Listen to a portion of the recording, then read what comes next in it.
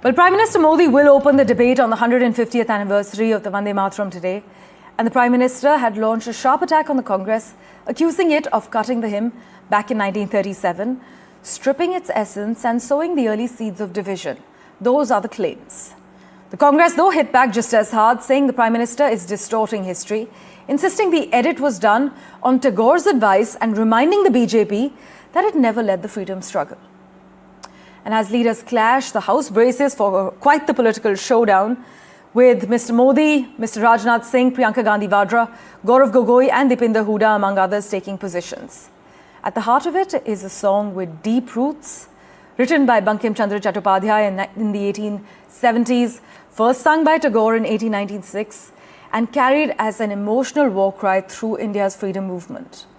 And the core of the 1937 controversy returns: the Congress's decision to drop stanzas over concerns of alienation and to keep the freedom struggle united. But today, the debate isn't just about a hymn, it's about two competing political narratives.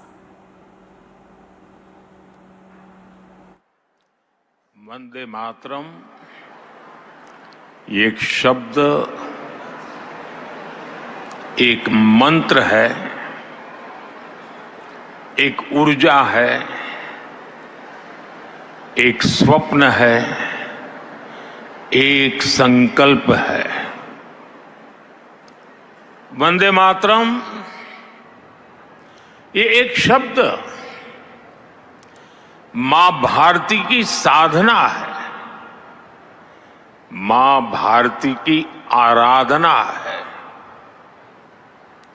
Vande Mataram ये एक शब्द हमें इतिहास में ले जाता है। ये हमारे आत्मविश्वास को, हमारे वर्तमान को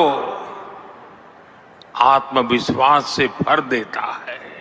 बंकिम बाबू ने समृद्ध भारत का आह्वान किया, क्योंकि उन्हें विश्वास था कि मुश्किलें कितनी भी क्यों न हो, भारत अपने स्वर्णिम दौर को पुनर्जीवित कर सकता है। और इसलिए उन्होंने आह्वान किया, वंदे मातरम। साथियों, गुलामी के उस कालखंड में भारत को नीचा और पिछड़ा बताकर जिस तरह अंग्रेज अपनी हुकूमत को जस्टिफाई करते थे, इस प्रथम पंक्ति ने उस दुष्प्रचार को पूरी तरह से ध्वस्त करने का काम किया।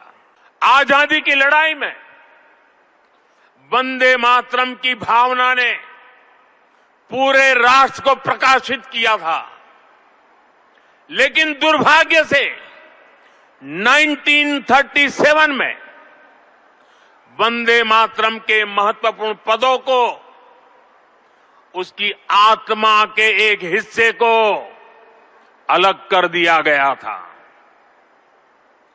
वंदे मातरम को तोड़ दिया गया था, उसके टुकड़े किए गए थे। वंदे मातरम के इस विभाजन ने देश के विभाजन के बीज भी बो दिए थे।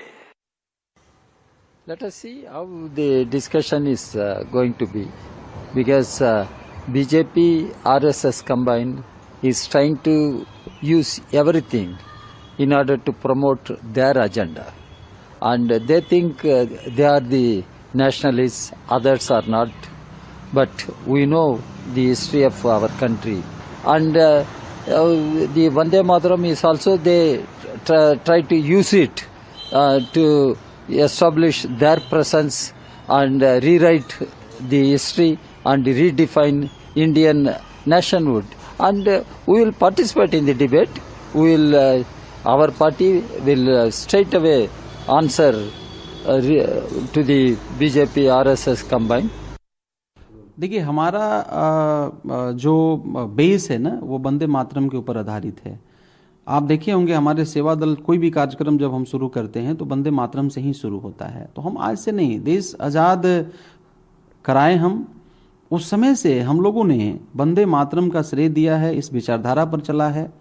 आज ये जिस बातों को लेकर के बहुत सीरियस हैं, ये कभी इस बातों पर सीरियस ही नहीं थे। ये सच्चाई है, ये भारत देश को पता है, भारत देश में रहने वाले हर एक लोगों को पता है कि जिन लोगों ने तिरंगा अपने ऑफिस में नहीं फहराया वो आज वंदे मातरम का बात कर रहे हैं।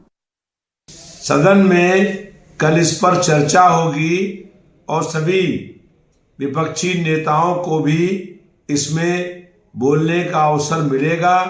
हम लोग वंदे मातरम गीत का सम्मान करते हैं और वंदे मातरम गीत गा करके अंग्रेजों को इस देश से भगाने के लिए स्वतंत्रता संग्राम की लड़ाई लड़ी गई थी। लेकिन अगर कोई वंदे मातरम गीत नहीं गाता है तो उसको जबरन गीत गाने के लिए बाध्य नहीं किया जाना चाहिए।